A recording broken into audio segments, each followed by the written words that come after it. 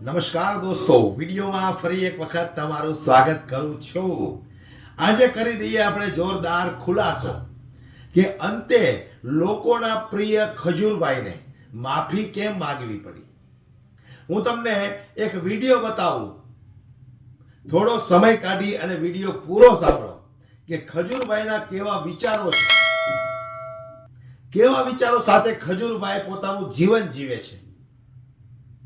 વધારે હું વાત કરીશ તો વિડીયો વધારે લાંબો થઈ જશે, એટલે સમય લોકો પાસે હોય ન હોય એટલે આપણે સીધા જ ખજૂરભાઈને સાંભળવા છે કે ખજૂરભાઈએ જે વાત કરી એ વાત સાંભળીને તમારું શું કહેવું છે। કે જે રીતે અત્યારે ખજૂરભાઈ ઉપર લોકો સવાલ ઉઠાવી રહ્યા છે, લોકો નહીં, અમુક લોકો છે, અમુક લોકો જ સવાલ ઉઠાવી રહ્યા છે, એ સાચા છે કે ખોટા છે। પણ મેં અગાઉ કીધું હતું કે ખજૂરભાઈ એક એવો વ્યક્તિ છે કે કદાચ 5 મર્ડર જો કરી નાખ્યા હોય ને તો પણ ભગવાન એને માફ કરી દે એવા કામો કરે છે ખજૂરભાઈ। ગરીબોની સેવા કરે છે અને ત્યાર પછી સેવા કર્યા પછી મેવા ખાવાના જે આવે ને એ ખજૂરભાઈ ખાતો નથી।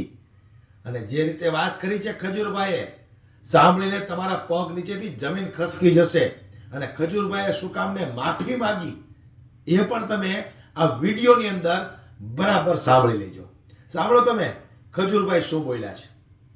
હું એઝ અ ગુજરાતમાં હું પહેલા તો મુંબઈમાં કામ કરતો ફિલ્મ સિટીમાં, પણ જ્યારે ગુજરાતમાં મને ગુજરાતી પિક્ચર ઓફર થાય એઝ અ રાઇટર ડાયરેક્ટર, એ દરમિયાન મને એવો વિચાર આવ્યો કે ભાઈ આપણે યુટ્યુબમાં પબ્લિક માટે કંઈક કરીએ। ત્યારે મારા પ્રોડ્યુસરોએ બધાએ કીધું કે આ બધું ન ચાલે। મેં મારા ખર્ચે મારા સાહસથી યુટ્યુબની શરૂઆત કરી। યુટ્યુબમાં એઝ અ કોમેડી કલાકાર જીગલિયન ખજૂરની શરૂઆત કરી, લોકોએ ખૂબ પ્રેમ આપ્યો, આગળ વધ્યો। પણ તોકતે વાવાઝોડું, હું કોરોનામાં તો લોકોની સેવા કરતો જ। એક બીજી વાત કે આપણો જે જમાનો છે, આપણો જે યુગ છે, એક ટાઈમ એવો હતો કે ભાઈ એક હાથથી તમે દાન આપો તો બીજા હાથને ખબર ન પડવી જોઈએ, એ સમય હતો। અને હું પણ એ જ વસ્તુમાં વધારે બિલીવ કરતો કે ભાઈ આપણે કોકનું કામ કરતા હોઈએ તો દેખાડો શા માટે કરવાનો। કોરોનામાં મેં અસંખ્ય લોકોની સેવા કરી, તો મને ઘણા લોકો એવી કમેન્ટ કરી કે ભાઈ બધા કલાકારો સેવા કરે છે, તમે તો કંઈ કરતા જ નથી। એટલે મને એવું લાગ્યું કે ભાઈ હવે એ જમાનો નથી કે તમે એક હાથથી દાન આપો ને બીજા હાથને ખબર ન પડે। અત્યારે તમે બતાવો લોકો સુધી, હા તમે દાન કેવા રૂપમાં કરો છો એ મહત્વનું છે। તમે એક રોટલી આપો ને ફોટા પડાવો લોકોને, 5000નું કરિયાણું આપો ને લોકો આ ફોટા વિડીયો બનાવો, એ યોગ્ય નથી। તમારું પાત્ર મહત્વનું છે। કદાચ તમે કોઈની પાછળ 1 લાખ 10 લાખનો ખર્ચો કરતા હો તો એ લોકો જોઈને પ્રેરિત થાય। હું એવા દાનમાં વધારે મહત્વ રાખું છું। એટલે જ્યારે તોકતે વાવાઝોડું આવ્યું, હું ત્યાં ગયો, મેં બધા જ આપણા ગુજરાતી પ્રજા એવી છે કે આપણે ગુજરાતી ક્યારેય આફતમાં હરેક ગુજરાતી હરેક વ્યક્તિની હારે ઊભો હોય। એટલે જ્યારે તોકતે વાવાઝોડું આવ્યું તો અમે ખટારા ભરીને લોટ છે, તેલ છે, બધું લઈને પહોંચી ગયા।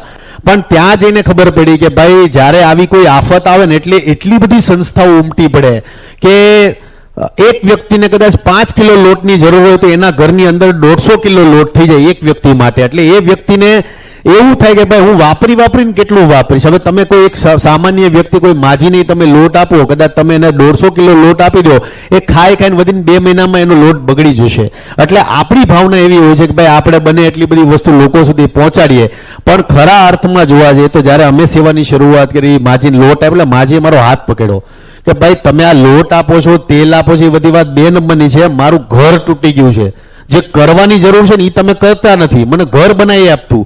હવે એ માજી પોતે આર્મીના રિટાયર્ડ ઓફિસરના વાઇફ હતા, એમના હસબન્ડે 2 વોર આપણા ભારત માટે લડેલી। એ માલુઆઈ નામ હતું, સિમર ગામ હતું। હવે ઉનાનું આ સિમર ગામ છે જેની અંદર હાઈએસ્ટ આર્મીના છોકરાઓ ગુજરાતમાંથી વધારે ભણે છે। અત્યારે જેટલા જ્યારે વાવાઝોડું તોકતે આવ્યું ત્યારે જેટલા યંગ એના એ ગામના છોકરાઓ હતા એ બધા આર્મી બોર્ડર પર લડતા હતા। અને એ ગામની અંદર શરૂઆત કરી એક ઘર બનાવવાની, અને એ ઘરની શરૂઆત કરતા કરતા કરતા આજે 344 ઘર ગરીબો માટે બનાવ્યા છે। મેં જેટલા 340-44 મેં ઘર બનાવ્યા છે, તમે જેટલા મારા ઘર જોશો રોનકભાઈ, એમાં હર એક ઘર છે કોઈના મા બાપ નથી, 4 બાળકો છે અનાથ છે, કોઈ 3 બાળકો અનાથ છે. મેં દક્ષિણ ગુજરાતના આદિવાસી વિસ્તારોમાં ઘર બનાવ્યા છે, સૌરાષ્ટ્રમાં ઘર બનાવ્યા છે, ઉત્તર ગુજરાતમાં ઘર બનાવ્યા છે, બનાસકાંઠા હોય, સાબરકાંઠા હોય, વાવ છે, થરાદ છે, આ બધી જગ્યા પર મેં ઘર બનાવ્યા. ક્યારેય તમે સેવા કરવા નીકળો તો તમારો કોઈ એરિયા નથી હોતો. તમને એવું લાગે છે કે ભાઈ જેનું ઘર જેને ભગવાનમાં જેને નિમિત્ત બનાવ્યા છે, આપણે લોકોનું કામ કર્યું છે.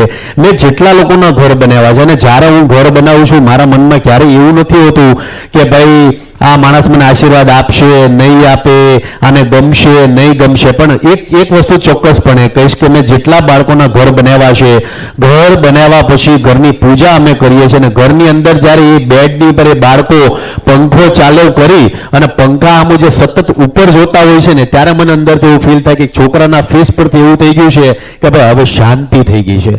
એટલે રોટલો અને ઓટલો, આપણી ગુજરાતમાં એક ઓલી ભાષા છે ને કે રોટલો અને ઓટલો બહુ ભાગ્યશાળીને મળતો હોય છે.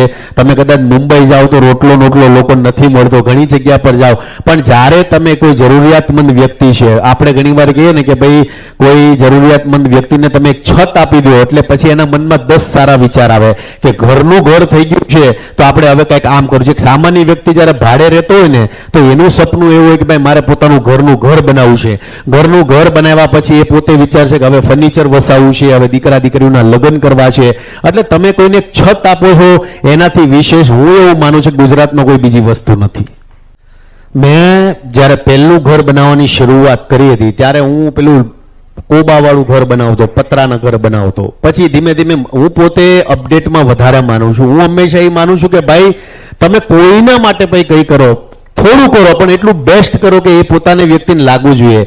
મેં જ્યારે પહેલી શરૂઆત કરી ત્યારે હું 2 લાખ રૂપિયાનું ઘર બનાવતો. ધીમે ધીમે યુટ્યુબમાં અર્નિંગ થઈ મારી, હું ઇવેન્ટ્સ કરું છું. મેં મારા જીવનમાં મેં આ જાહેર જનતામાં કે મીડિયામાં મેં કદાચ નહીં તો 1000 વખત કીધું છે કે હું મારી ઇન્કમના 99% રૂપિયા ગરીબો પાછળ વાપરું છું.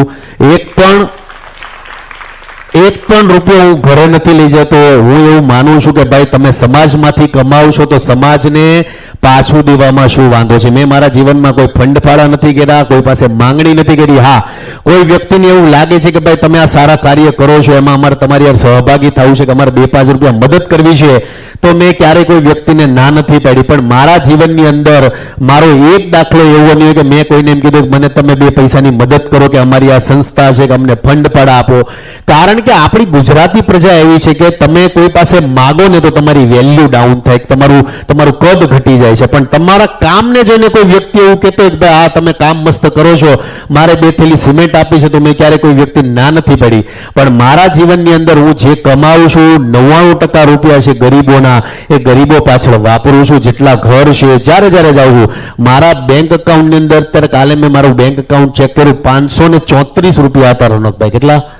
534 રૂપિયા હતા મારા ઘર અકાઉન્ટની અંદર. ICICI બેંકનું મારું અકાઉન્ટ હતું. એટલે હું એવું માનું છું કે જે કાંઈ પણ કમાવું છું લોકો પાછળ વાપરીએ, લોકો માટે સારું કરીએ. અને યુવાનો જેટલા ઇન્સ્ટાગ્રામ હોય, ફેસબુક હોય, 6-6.5 મિલિયન ફોલોઅર મને ફોલો કરે છે, જેમાંથી 5 થી 5.5 મિલિયન યુવાનો છે.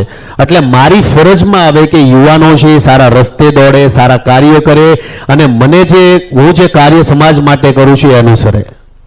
ઘણીવાર જો ઘણા લોકોના મનમાં એવો પ્રશ્ન હશે કે ભાઈ આ માણસ પોતે જાતે ઘર બનાવે છે, પથરા ઉપાડે છે, બેલા ઉપાડે છે, સિમેન્ટ ઉપાડે છે, પણ હું જે ફિલ્ડ પર જતો હોઉં છું, લોકોના કામ કરતો હોઉં છું, તો કોઈ ગામમાં હું ઘર બનાવું છું તો ગામના લોકોને એવું થાય કે આ વ્યક્તિ દક્ષિણ ગુજરાતમાંથી આવી અને આપણા ગામની અંદર જો પથ્થર ઉપાડતો હોય, સિમેન્ટ ઉપાડતો હોય, તો આપણી ફરજમાં આવે કે આપણે પણ એની સાથે ઊભું રહેવું જોઈએ. ઘણા લોકો એવા ભાવથી આવે કે ભાઈ હાલો ખજૂરભાઈને ફોટા પાડવાનો મોકો મળશે, કે ભાઈ ખજૂરભાઈની યારે વિડીયોમાં આવવાનો મોકો મળશે. ઘણા લોકો એવા હેતુથી આવે કે હાલો ભાઈ આપણે સેવામાં લાગીએ, આપણે 2 પથ્થર ઉપાડીએ. એટલે આમ જોવા જઈએ તો જ્યારે રામે પુલ બનાવ્યું, નિર્માણ કર્યું હતું, ત્યારે બધા લોકોએ ભેગા મળીને ટીમ વર્કમાં કામ કરીને જ્યારે તમે શ્રીલંકા સુધીનો બ્રિજ બનાવ્યો હતો, તો હું એ જ માનું છું કે ભાઈ મારી સાથે જેટલા લોકો કામ કરે છે અમે બધા મળીને 2 દિવસ 4 દિવસ 5 દિવસ અને હા ટાર્ગેટમાં કામ કરી કે ભાઈ આ દિવસની અંદર આ કામ થવું જોઈએ. કોઈ પણ અચ્છો ખાસો માણસ હોય, અમારા ફિલ્ડનો એક નિયમ છે, તમે નાના માણસ હો કે તમે ઉદ્યોગપતિઓ, અમારી ફિલ્ડની અંદર અમારી યાર ફોટા પાડવા હોય કે અમારી યાર ઊભું રહેવું હોય તો એટલીસ્ટ 2 થી 3 કલાક તમારે મહેનત કરવી પડે. આ અમે જે ઘર બનાવીને એનો રૂલ છે. આપણા ગુજરાતની અંદર એક મહત્વનો કોઈ બિંદુ કહી શકો તમે કે કહી શકો કે બધાને તકતીઓ લગાડવાનો એટલો ગાંડો શોખ છે કે ભાઈ મંદિર હોય, સંસ્થા હોય, ટ્રસ્ટ હોય, તમે કદાચ એક નાની ઝૂંપડી કોઈ માટે બનાવતો હોય ને તો ભાઈ ફલાણી સંસ્થાએ કે ફલાણા ભાઈએ આ બનાવી આપ્યું છે. મને ઘણા લોકો કહેતા કે ખજૂરભાઈ તમે આટલા ઘર બનાવો છો તો તમે તમારું નામ કેમ નથી લખતા? તો હું એવું માનું છું કે ભાઈ તમે કોઈના માટે કામ કરો ને તો પછી એ કામ કરીને મૂકી દો. એ વ્યક્તિને અંદરથી થવું છે કે ભાઈ આ વ્યક્તિએ મારું ઘર બનાવ્યું હતું. એ વ્યક્તિને ક્યારે રોજ એ તકતી જોઈને એવું ન થવું છે કે ભાઈ આ માણે મારું ઘર બનાવીને હું કાંઈ ન કરી શક્યો. એટલે હું આ વસ્તુમાં બિલીવ કરું છું. અને આપણી જે ગુજરાતી પ્રજા છે બધાને એવું છે કે ભાઈ તમે આટલા રૂપિયા આપો ને ભાઈ આટલા રૂપિયા આપશો ને તો અહીંયા તકતીમાં તમારું આ નામ નોંધાશે. આ તકતી સિસ્ટમ જે દિવસે બંધ થશે ને ત્યારે હું એવું ચોક્કસપણે માનીશ કે આપણું ગુજરાત છે સ્વયંભૂ આગળ વધી રહ્યું છે, લોકો માટે આગળ દોડી રહ્યું છે. કારણ કે ક્યાંક ને ક્યાંક એવું લાગે કે ભાઈ તમે કોઈના હું જે ઘર બનાવું છું, કદાચ મેં નૈનાનું ઘર બનાવ્યું હોય કે ભાઈ નયનનું ઘર બનાવ્યું હોય કે પછી કોઈનું પણ ઘર બનાવ્યું હોય તો તકતીમાં એવું લખો કે જેનું ઘર છે ભાઈ નયનનું ઘર, ધેટ્સ ઇટ, વાત પતી ગઈ. જેણે ઘર બનાવ્યું છે એને ભૂલી જાઓ. એ વ્યક્તિને જ્યારે મનથી એવું થાય કે ભાઈ ખજૂરભાઈ મારું ઘર બનાવ્યું છે ને, હું આ વસ્તુમાં બિલીવ કરું છું. બાકી તકતી સિસ્ટમમાં હું જરાય બિલીવ નથી કરતો. અને હું હરેક ગામમાં જાઉં, મને પોતાને દુઃખ ત્યારે થાય કે આપણી જે સિસ્ટમ છે હકીકતમાં જરૂર હું એવું માનું કે જેને જરૂર છે એની મદદ કરો. નિરાધાર હોય, જરૂરિયાતમંદ હોય, જેના મા બાપ ન હોય, એવા લોકોની તમે જ્યારે મદદ કરો ને ત્યારે અંદરથી હું એમ કહું કે તમે કોઈ જે જરૂરિયાતમંદ છે એની પાછળ 10 રૂપિયા વાપરો તો મારો મહાદેવ તમને 10 કરોડ આપે, એની તમને હું ચેલેન્જ આપું છું. એટલે જેવો સમાજ આ બધી વસ્તુમાંથી બહાર નીકળશે કે ભાઈ જેને જરૂર છે એને મદદ કરો. કદાચ તમે મોટા ભવનો બનાવો, મોટા મંદિરો બનાવો, મોટા ટ્રસ્ટ. હું મહાદેવનો મોટો ભગત છું, મેં ક્યારેય મંદિરોનો વિરોધ નથી કર્યો, મેં ક્યારેય નિર્માણોનો વિરોધ નથી કર્યો. પણ હું એવું માનું છું કે ગુજરાતની અંદર એજ્યુકેશન સિસ્ટમ સ્ટ્રોંગ થવું જોઈએ, ગરીબો માટે સ્ટ્રોંગ સિસ્ટમ, ગરીબોના ઘર બનવા જોઈએ. પછી વખત આવે ને તમે પાળ બાંધવા માંગો ને એ વસ્તુમાં હું બિલીવ નથી કરતો. હું એવું માનું છું વરસાદ આવવાનો હોય ને વરસાદ આવ્યા પછી બધું 5 માળ સુધી વસ્તુઓ ડૂબી જાય ને પછી આપણે બધું નીકળીએ ગાડીઓ લઈ લઈને, એ વસ્તુમાં નથી. તમે ભવિષ્યને લઈને, ભવિષ્યને ધ્યાનમાં રાખીને વસ્તુ બનાવો અને એનો ઉપયોગ લોકોને થાય, ગામને ઉપયોગ થાય. ગામની અંદર કદાચ માની લો તમે 50 કરોડની મંદિર, મેં આ જોયું રોનકભાઈ કે તમે કોઈ પણ સંપન્ન ગામડાઓમાં જાઓ તો ગામની અંદર 50 કરોડનું મંદિર હોય કે 50 કરોડની વાડીઓ હોય મોટી મોટી, પણ ગામની અંદર આવવા વાળો જે વર્ગ હોય બધો અમેરિકા હોય, કેનેડા હોય, લંડન હોય અને નાના વર્ગના લોકોને વાડીની અંદર એન્ટ્રી ન હોય. તો પછી એ વાડીનો ઉપયોગ કરે કોણ? એ મંદિરોનો ઉપયોગ કરે કોણ? એટલે હું આ વસ્તુમાં બિલીવ કરું છું કે જેને જરૂર છે, જે વિદ્યાર્થી હોશિયાર છે એવા લોકોને ગુજરાત યુનિવર્સિટી છે કે ભારતની જે સારી નંબર 1 યુનિવર્સિટી છે એમાં ભણાવો. વિદ્યાર્થીઓ, ગુજરાતના વિદ્યાર્થીઓ જેટલા આગળ વધશે એટલું આપણું એજ્યુકેશન સિસ્ટમ આગળ વધશે, આપણા વિદ્યાર્થીઓ આગળ વધશે, આપણું ગુજરાત આગળ વધશે.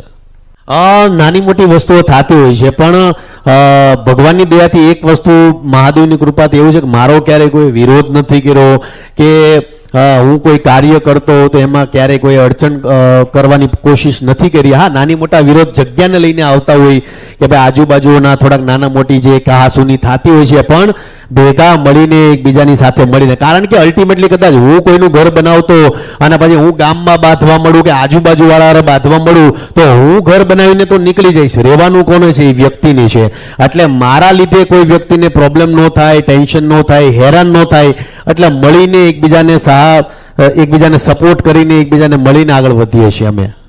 હું તમને એક મારી વાત કરું ને કે મારા ભાઈનો છોકરો છે, અત્યારે અમેરિકામાં ભણે છે, પણ એ છોકરો ક્યારે મોટો થઈ ગયો, 10th આવી ગયો, 12th આવી ગયો, પોતે IELTS ની એક્ઝામ આપી, જાતે યુનિવર્સિટી ફાઇન્ડ આઉટ કરી, જાતે ભણવા પહોંચી ગયો, ત્યાં પહોંચ્યા પછી 3 મહિના તમે વિચાર નહીં કરો કે વડાપાઉં છે, બ્રેડ છે. અમુમન કોઈ પણ વિદ્યાર્થીઓ આઉટ ઓફ ગુજરાતમાં જાય કે આઉટ ઓફ ઇન્ડિયા જાય, એને ઘરના ફૂડની બહુ યાદ આવતી હોય. પણ મારા ભાઈનો છોકરો છે 3 મહિના અમેરિકાની અંદર બ્રેડ ખાઈને રહ્યો. એણે મને ક્યારેય કોઈ વસ્તુ કીધું નહીં, પણ જ્યારે હું અમેરિકા જાઉં છું મને ત્યાં જઈને ખબર પડી કે આ વ્યક્તિ પોતે બહાર ભણવા તો નીકળી ગયો, પણ આ વ્યક્તિ 3-3, 4-4 મહિના બ્રેડ ખાઈને રહ્યો. એટલે મને અંદરથી એવું દુઃખ લાગ્યું કે જે વ્યક્તિ ગામની સેવા કરતો હોય ને એ ક્યારેય પોતાના ઘરની સેવા ન કરી શકે. આ મારું ચોક્કસ મારું અનુમાન છે કે મેં આખા ગામમાં ધ્યાન દીધું હશે, પણ મારા પરિવારમાં આ લાઈવ ચેનલના માધ્યમથી મેં મારા પરિવારમાં ક્યારેય ધ્યાન નથી દીધું. મારી મા છે, મારી વાઈફ છે કે મારા ફેમિલીવાળા છે, તમામ લોકો મને ઘણીવાર કહેતા હોય કે ભાઈ એક તમને લાઈવ દાખલા આપું, આ બધી વસ્તુ મા બાપ આપને કહે કે આપણી ઘરવાળી આપને કહેતી હોય ને ત્યારે તો ઠીક છે, પણ જ્યારે તમે ક્યાંક કોકને મળવા તમારી વાઈફને મા બાપને લઈ જાઓ ને ત્યારે એ લોકો સામેથી કહે કે તમને ધન્યવાદ દેવા પડે, બાકી મારો ઘરવાળો જો ક્યાંય જાય ને તો હું તો ઘરમાં બેહાડી દઉં ના હાથે.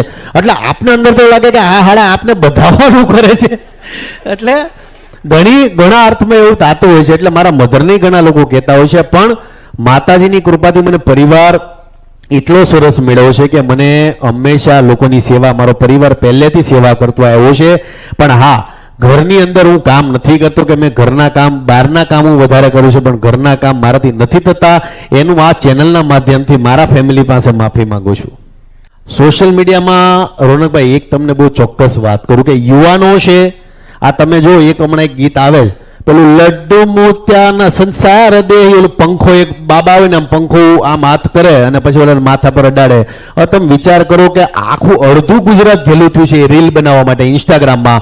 પેલા ઘરના 2-4 સભ્યો ઊંચા કરે ને પંખા ઉપર હાથ લગાડે, હવે ચાલુ પંખો બંધ કરે.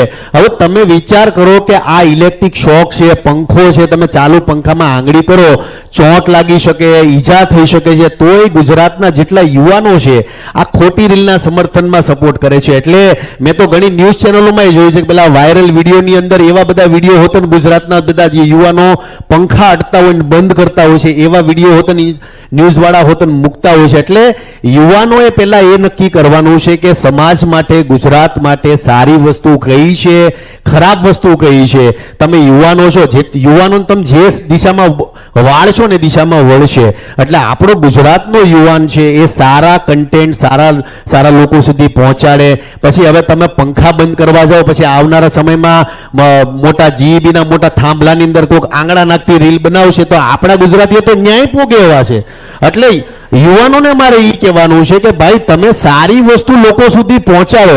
તમારા થકી કે તમે ફેમસ થવાના ચક્કરમાં કોઈ બીજો માણસ ઈજાગ્રસ્ત ન થાય એનું ખાસ ધ્યાન રાખજો. એટલે આજે પોડિયમમાં આપણે આવ્યા છીએ ને એટલે મારે આ બધી વસ્તુ ડિસ્કસ કરવી બહુ જરૂરી છે. તો આ ખજૂરભાઈના વિચારો છે કે કોઈ પણ વ્યક્તિ સંસ્થામાં કે મંદિરમાં કે ગમે ત્યાં દાન આપે, ડોનેશન આપે તો એક તકતી લગાડે છે ને એ તકતી ઉપર પોતાનું નામ લખાવે છે. ત્યારે ખજૂરભાઈ નીતિન જાનીએ 350 કરતા પણ વધારે મકાનો બનાવ્યા અને એક પણ મકાન ઉપર પોતાનું નામ કે પોતાની નેમ પ્લેટ નથી લગાવી. અને એ શું કામ નથી લગાવી એ તમે સાંભળ્યું ને. આ ખજૂરભાઈના વિચારો છે. હવે આવા વ્યક્તિ ઉપર સવાલ ઉઠાવતા પહેલા 100 વખત વિચાર કરવો પડે. હું તો ત્યાં સુધી કહું કે ખજૂરભાઈ જેવા વ્યક્તિ ઉપર સવાલ જો તમે કરશો ને તો ઉપર બેઠેલો ઈશ્વર પણ તમને માફ નહીં કરે. વિડીયોમાં તમારું શું કહેવું છે મને કોમેન્ટમાં જરૂરથી જણાવજો. અને પસંદ આવ્યો હોય ને વિડીયો તો ખૂબ શેર કરી દેવાની જવાબદારી તમારી છે. જય હિન્દ.